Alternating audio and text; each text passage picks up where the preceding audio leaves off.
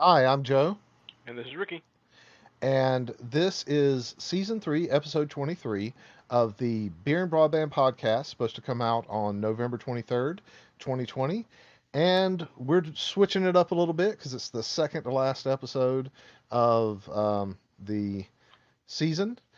It's also right before Black Friday and Thanksgiving. So, we're in America. Those of you that are outside of America, we've got a holiday coming up called Thanksgiving. So, we're just going to probably talk a little bit about that stuff. So, just bear with us, please. But first, we're going to talk about Balcones Baby Blue. So, this is a whiskey. I got it for free from Flaviar because it's not like a promotion or anything like that. They're not they didn't send it to me for a review sample. This is something that was part of my subscription to Flaviar, but it's a pot distilled corn whiskey, which is 46% ABV, and it's a Texas whiskey, which is really interesting. I follow this vlog thing, the Whiskey Tribe and the Whiskey Vault. But they're Texas distillers that do like a podcast, and they also have a whiskey somm school that we've kind of referred to in the past. They love this stuff, so I was like, okay, well, I have to get my hands on it. And on the back it says a true Texas original, the first Texas whiskey under the market since Prohibition. Baby Blue is crafted from roasted Texas blue corn. The rich and oily maize adds new sophistication to the corn whiskey tradition, while keeping the freshness and verve, verve. I have no idea. That's a new word. I'm gonna have to look that up. Verve, verve of classic American distilling.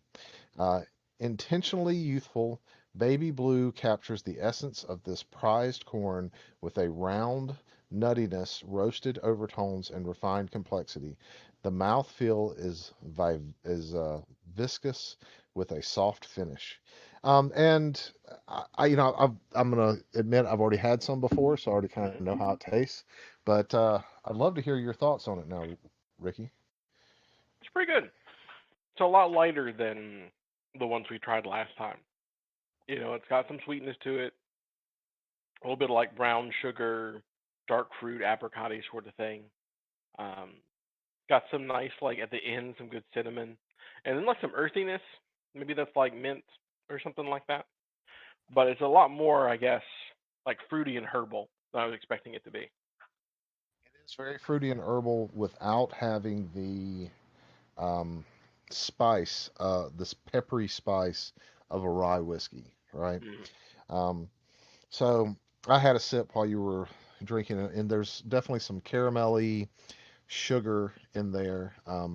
And coming off the founders that we did last episode, because we do these things kind of in a batch. So I just had some founders, even though I cleared my palate with water. It brought out the sweetness of that maple syrup. But the way I like this is with a drop of water in it, because I feel like it brings some of that oil out. And I just put a drop of water in it, Mm. and it really does. It brings some of those muted flavors back out, so you get some of the more cinnamon flavors coming to the surface. It brings some of those other things just on the nose. It's also beautiful, and I love just the clarity of it. And when I sniff it, when I'm just breathing it in, um, I get all these nice aromas that are very they're traditional, but they're also very uh, it's unique to something that I think I would only get from Texas because of the climate change. The constant, it gets really colder. It gets much colder at night, and it's warmer during the day. Kind of deal. And it like in North Carolina, you may have one day that's 45 degrees Fahrenheit, and then the next day it's 77 or 90. Especially in the winter and fall time Mm. periods, you get these drastic weather changes, and that affects the wood. So really, I find it to be really interesting. Um, Compared to something like um, the what was the last one that we did? Was uh, that was the raspberry sour, session sour? I'm going back to the Ardbeg Anoa, which is a peated Scotch, or Writer's Tears, which is also something like that. And then we had talked about the the other whiskey that we had had with that as kind of a comparison. This is unique from all of them. Um, and right now, I can't pull out some of the flavors that I normally do because I think the last time I was thinking like some of the fruit that I could taste there. I'm just getting maple syrup because of the maple syrup flavor on my tongue. Um, what are some other things that you're getting out of it? Mm. I mean, the light notes, I might have to take another sip, but it's got a fruitiness that I'm like struggling to place. Like it's not the kind of traditional, just a lot of things have like a dried apricot sort of taste. But this has got a little something extra. It's almost like a little tropically. Like I wouldn't say it's like as citrusy as pineapple, but it's somewhere in that kind of like realm, which is kind of pleasant. I can't taste it as well plain, but a little water in it that really comes out. Yeah. So I just cleansed my mouth with some water to try to cleanse the palate, and I am getting you're right, like some light citrus fruits, like maybe a lemon or a lime, but not a lot, just like a little bit, like the zest of a lemon, like kind of what you when you express the oil of a lemon or an orange or a lime over something, how you can get that kind of flavor. I kind of get it out of this. I don't know if that's an intended thing, but that's just what I'm getting. Mm-hmm. Also, I was making some pie mint the other day, or not pie mint. Fruit was it's a mellow mel essentially, but I was Mm-hmm. making some, and it was special, and so I've got some of those flavors in my nose. Yeah, I love this stuff. I think it's great. I can understand why the guys from the whiskey tribe say that it's so good. It's that sweetness that you wouldn't expect from just a corn whiskey. You know what I'm saying?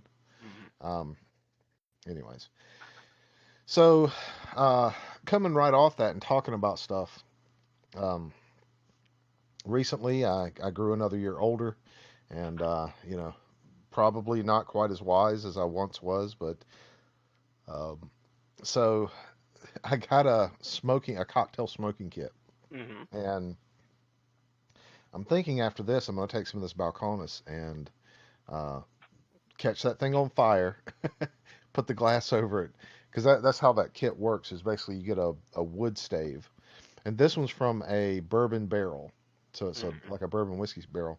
You use a blowtorch or like a hand torch, and you um, fire up the wood, get it smoking, and then or you can put some chips in it and smoke Mm-hmm. those.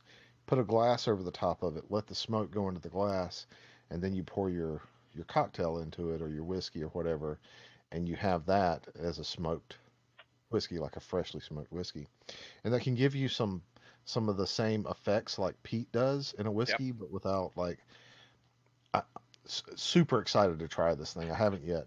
I kind of thought about putting this episode off and being like, Ricky, man, next weekend you gotta come over. We're gonna smoke some cocktails, but I think I'm just gonna have you come over and we'll have like a couple of cigars, smoke some cocktails. It'll be fun. Mm-hmm. Um, so, yeah, that's the thing, and I'm gonna start getting into it. And by next season, when we come in, I'm gonna figure out how to do that, and I'm gonna have like a full report. This is what you do. This is how you do it. This is how much fun it is. This is what kind of flavors I got out of it. Like all that stuff. Okay. I'm gonna go whole hog in on this. Yeah, So I had a smoked rum cocktail once. That was pretty good. yeah, that's kind of what I'm thinking about doing. Mm-hmm. Figuring out how to do some smoked cocktails and just bring that in. So There you go. here's one I know that's near and dear to your heart. Um, Porn was banned in Thailand, and their VPN usage went up about 644%. So I just I saw this and I was like, this is so ridiculous. There's no way that I can't bring this up and Yeah. talk to you about it. Um, Well, but Thailand's been heading that way for a while. Thailand's got some really interesting government stuff going on. they do, they definitely do, and admittedly, um, they they have like a weird. Um, well, I don't follow it as closely as I probably should, but they also have like a weird. They're fairly conservative on like all these things, but then they're almost militantly liberal on all these other things, right? And what I mean by that is they have like some things that they have like no tolerance for whatsoever. Um, just kind of like the Philippines do, like about Mm, some things, or Iceland or something like that.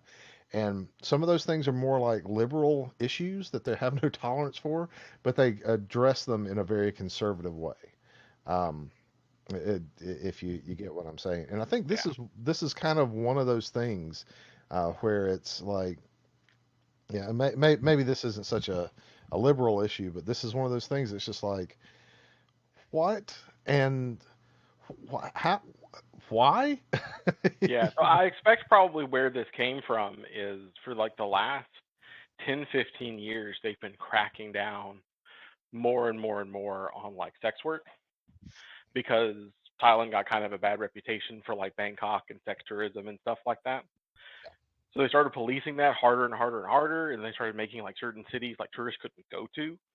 So like people were checking ID on the way in, the way out, and like that stuff. Those bars started getting shut down, and it's like you could still serve food, like we still want it to be a touristy place, but you got to get rid of all the, prostitutes and strippers and stuff like that. And this is probably at some level an extension of that, of them trying to clean up this reputation for, that sort of lifestyle. I think I believe that is exactly it. I think the politics aside, the technology side of it, where Hmm. VPN is dead, long live VPN, like that sort of thing, Yeah. and just like the mainstream is just really hitting up on VPN as a way to get around some of these restrictions, which I don't love.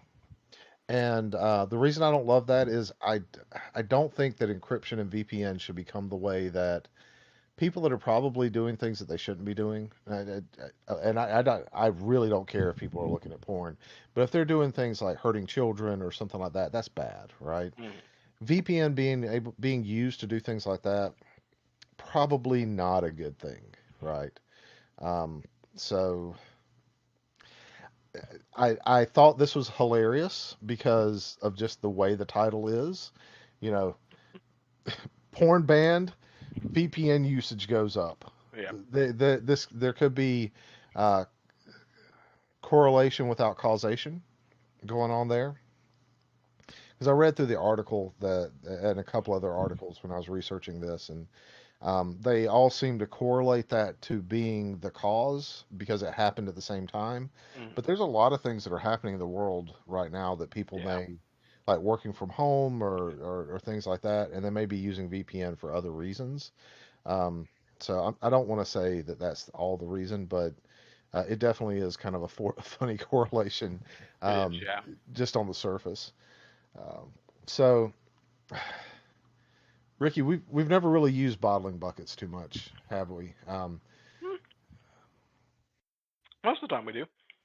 I, We have it in I've a couple situations, but I have never used a bottling bucket. I have always used a bucket to bottle from, and I learned the difference recently, and I was like, that is, I didn't realize that that's what that was for. So the buckets with the spigots in them, right? hmm. So if you get a 5 gallon bucket with a spigot in it, it's for you to transfer your liquid over to, and then from there bottle from that using without using an auto siphon for bottling. And I was like, okay, I get this. This makes sense. But then like I kind of realized the brilliance of it because you don't like everything's gravity fed. you don't have to like worry about running out of suction or anything like that. You just tilt your bucket a little bit when it stops running through, and it'll just add some more in. And so I was watching. Okay, let me back up a little bit and tell you the story of this. There's this right recently there was this run that Flora Brewing is doing. She's a YouTuber who does tutorials on how to brew and make beer and things like that. And I watched just a bunch of different people: Man Made Mead, City Standing Brews, Flora Brewing. What is that other guy's name? He does mead and beer. So there's like five or six people that are like my main ones, and then I just kind of watch stuff that's like kind of like in a word cloud around them, right? Mm. But she is kind of on this journey of learning, and so she's talked about um, you get a first brew kit, and then they give you, malt extract and things like that. Stuff that I've already I went from the hard stuff and I'm going back to the easy stuff now because I'm really trying to learn how to do these beer experiments that I've been trying to do and understand what I'm doing with them and everything. Um, so she's kind of going through this thing. If you're a first time brewer, you've never done it before, this is what you can do by buying a kit and doing it. And as part of that, she's gone to like the bottling phase of that kit that she set up. And I was just blown away by how she used the bottling bucket. It's so simple. She basically transferred her brew to it. Same thing I do for all of my other brews, but Mhm. instead of using a racking cane to bottle, and I have this happen at least once every time.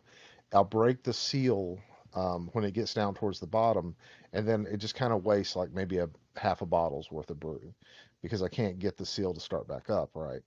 Um, and it starts stirring up the lease and everything, or maybe something like that happens. Well, in her fermenter didn't have a spigot on it. I don't think it might have had it, but the bottling bucket did. And so when I get to that point, I don't have to worry about that because the bottling bucket will just allow that brew to go on out. And I thought through it and I was like, they're only like $15. I should just buy one.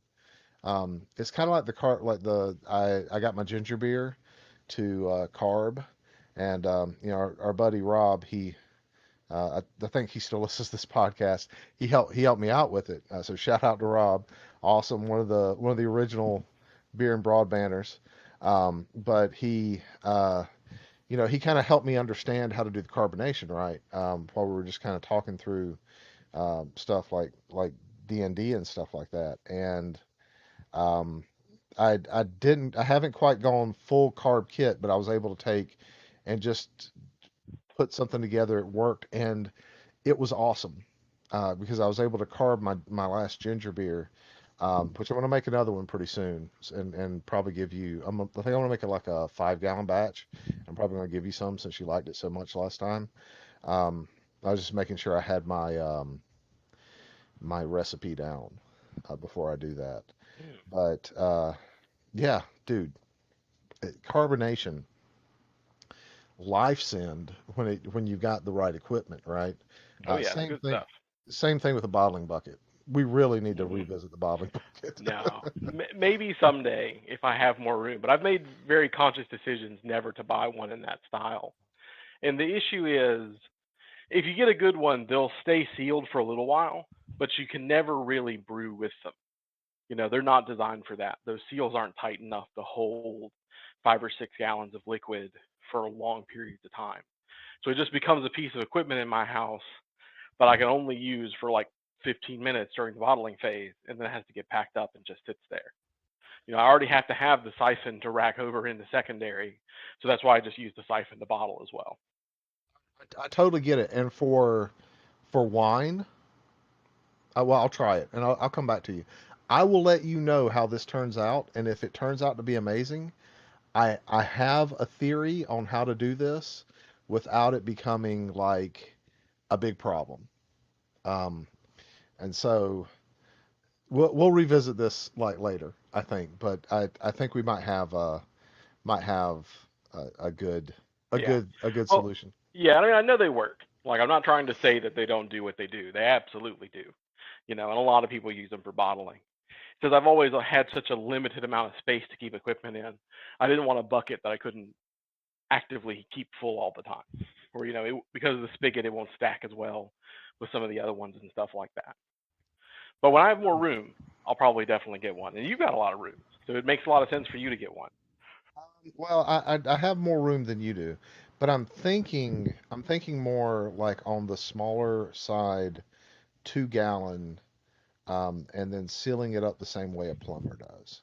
So like I've got an idea, and if the idea works out, um, it may be that you don't have to compromise on certain things. So we'll see. We'll see. I'm just gonna hold that right there because it may come back around to something good, or it may be a total disaster.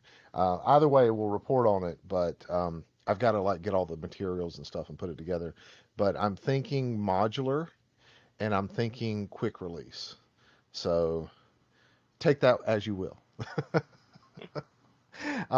So us talk about move away from brewing for a few minutes, and porn, and let's talk about maybe some good things because this is going to come out right before Black Friday.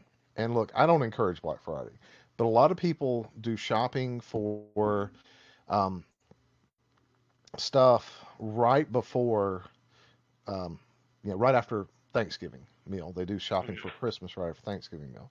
So I'm just curious if you have any picks of things that people should kind of be watching out for if they got something good, um, to maybe give a gift to a techie in their lives.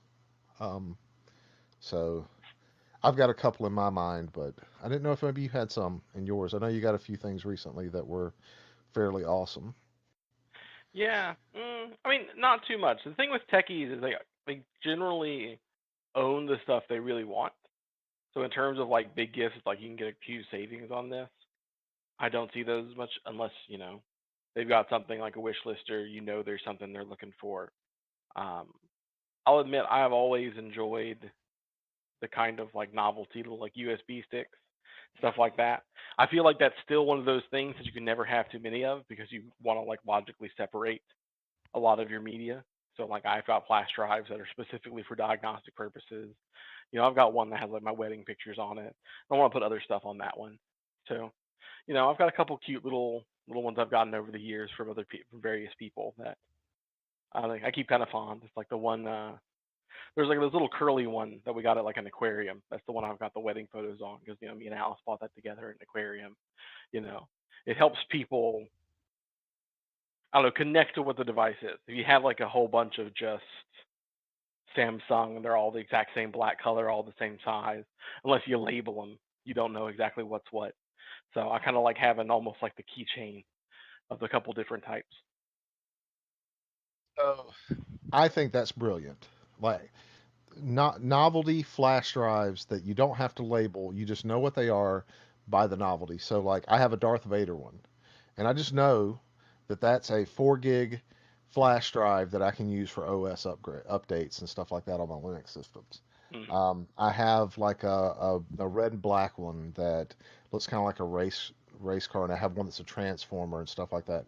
Totally agree with that. Those are great.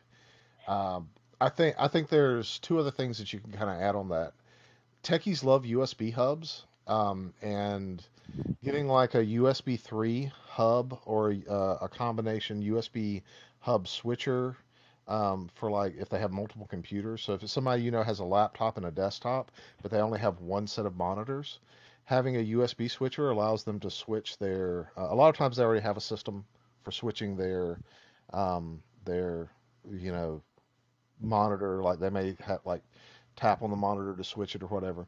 But a USB switcher, like a USB 2 or a USB 3 switcher, or a mm, USB 2 or a USB hub, perfect things for that sort of stuff because it allows them to easily move between the different computers. yep. Um, I love this wireless keyboard that I have. It's a Logitech um, K400R, and I use it for managing my computer to my TV set. And I think it's only like $30 or something. But it's been around for years. I'll tell you something else that, um, regardless of whether you're looking for a sale, so I'm not promoting Black Friday here. I'm just saying, hey, if you're thinking about buying some gifts for somebody, these are good things. Two things that nobody ever gets me for like Christmas or my birthday, but if they got them for me, they're the super practical gifts that I would love to have, and I use them all the time. Every time I build a computer, I use these. They're these little magnetic dishes that I can stick to the side of a computer or on like a metal table or something, and they'll hold all my screws and keep them from like Okay. falling out. Yep. Those things are amazing. They're just awesome.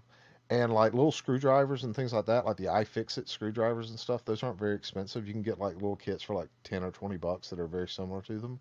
Those are amazing. Mm. Like anything like that, anytime I can get a couple extra spudgers, things like that, fantastic stuff to get. Because and no matter what project you got going on, you can use those things, right? Yep. Um, and then if you're going like a little bit more pricey and you're just looking for something that somebody can use that's like a techie, if you can afford to spend 100 or $120 on them, I bet if you gave them a Unify HD or a MikroTik AP or even a Cisco AP, they would love it. Mm-hmm. Giving them an access point that they can use in their house or a Raspberry Pi. Raspberry Pis are amazing little computers. Um, I can't tell you how many times like I've gone to buy you a Christmas present and I've had like the choice between like a Raspberry Pi and something that has to do with like brewing or something like that, and I've been like, which is the two, which is the one that I'm gonna get for Ricky. So like Raspberry Pis are awesome. And I think that we talk about them like people will get them for people, but whether it's a Raspberry Pi 3 or a Raspberry Pi 4, you can make a file server off of them or something like that. So people just can use those devices, and they're fairly inexpensive, anywhere from 35 to $75 generally, for depending on which model you get. So Mm-hmm. just throwing that out there, USB sticks, great. Little dishes to keep little parts for your computers, like screws and stuff like that. Awesome. Um, the Raspberry Pis are great. Little kits that you can get for like fixing stuff, and we're talking about techie people here. Um, there's also this, depending on whether you're a Windows or a Mac user, there's like software that you could buy that people would love. So like if somebody doesn't use Brevi and they're a Windows user, but they're constantly typing and they're always doing stuff like you know responding to emails or something, that is something that does autofill for you, and you can do a lot of automation around that, around like you know being able to deploy your uh, uh, a response like kind of canned. So like let's say that you're constantly responding to something like, yes, thank you very much. My email address is this, and my uh, phone number is this, and my physical address is this. You can just have that set up as like dot dot phy or something like that, and then it'll just deploy all that into an email that you're doing. And there's similar email programs that do something similar, but when you're wanting like a breadth of thing that works across a lot of different stuff, you can have that. So software is out there is a little bit more personal though. So I generally don't suggest just buying software for just anybody, but yeah, so Yeah. might be a thing. So um, is there anything else that you can think of that would be like kind of a fun thing to get somebody, especially like working from home and us being kind of locked down right now? Like, what are some good things that you can just buy online and just throw in like stocking stuffers like candy for people? Yeah, so you already stole one of mine. Those little screwdriver sets is one of the things I love to put in little stocking stuffers for tech people. because it's one of those things that we all agree we need, and most of us had to at some point. But the issue with like the really small screwdrivers is they're easy to lose. So you'll Yep. be doing a repair. Oh well, out of my set of six, I've got five left. Who knows where that one went? They sell ones that I like that they're a little bit more expensive. I think they're still only like $20. It's a ratcheting magnetic screwdriver that all of the little bits fit inside the screwdriver. So you take the handle off, and it's got all the bits at the end. Then they just snap back together. I've done a Those lot would be better job fun. keeping track of that. Yeah, those are awesome. They sell those like at Home Depot. Hmm. Yeah, those are fantastic. So what else?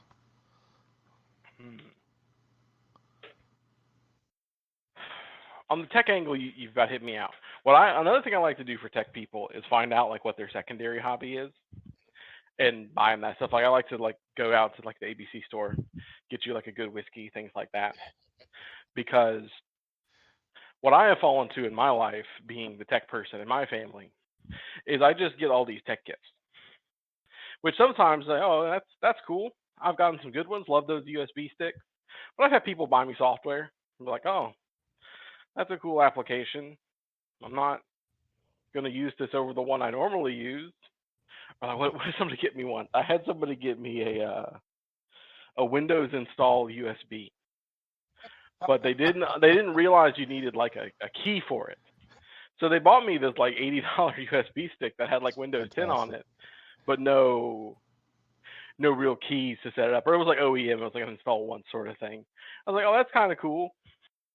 Thanks.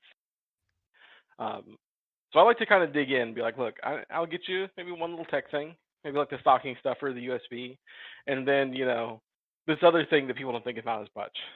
Maybe it's just me. I get a lot of alcohol as gifts sometimes. Like last Christmas, up to my family, we hit the ABC store. I bought some really nice stuff for people because especially as like the holidays, I feel like that's something you can like immediately enjoy. Like maybe you'll love those slippers I bought you, and maybe you won't. But I know you will love this rum chata. And then everyone kind of gets to sit around and drink over the holidays and stuff like that. That's a good point. I think when I was thinking of like techie stuff, I was thinking, people that are maybe a little bit more nerdy and Mm. they like technology and things like that. I mean, heck, if somebody gave me and I'm very unique in these things, but if somebody gave me an old Commodore that they picked up off eBay that maybe Hmm. halfway worked and it was like a project kit that I could do, I'd love that. I'm not suggesting that as a gift though. But that can be fun. The but you can always find like the mini PCs and stuff like that are like under $100 that you could buy. Mm. It always depends. Like, is this just somebody that's in your family?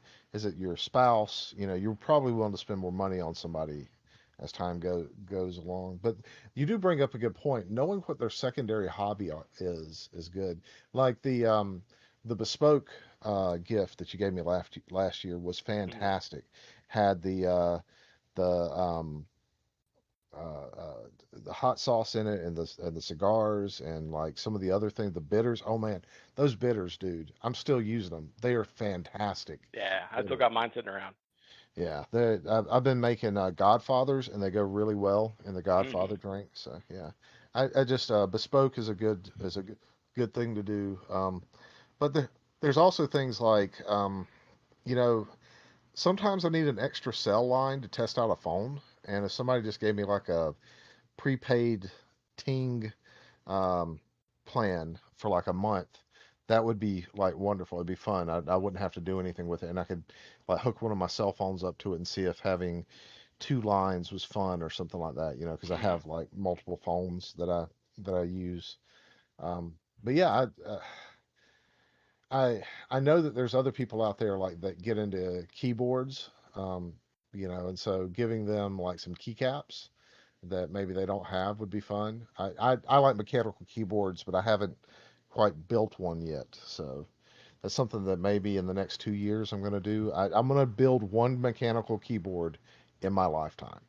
Um, so those are some things, but I think that starts getting off into that area of like, oh, you have to really this isn't just a general nerd tech gift. This is like you have to really know what this person likes, or you have to know something about them. Like what you guys are doing for me, you know, for this last, kind of I got older day. Um, that's awesome, and it's going to be like a fantastic experience. Where I get to play something that I've always wanted to play, a module in D&D, but my wife is like going through converting it to fifth edition and like doing all this amazing stuff, and that's awesome. Like just fantastic. So gifts like that, I think, really those kind of hone into like specific personalities and the good things that you can do there. So yeah, that's a good thing. Old TV shows are kind of a good thing too. It's really cheap to buy them on DVD or Blu-ray now, and if somebody like loves Star Trek or something like that, that'd be a good thing to get for a nerd. Mhm. Um, yeah. Um, well, I think we've exhausted that. Do you have any other gift ideas? No, I think that's it. Okay. Well, then, in that case, this has been season 3, episode 23 of the Beer and Broadband podcast. And we'll see you next time. We hope you have a great Thanksgiving and happy holidays.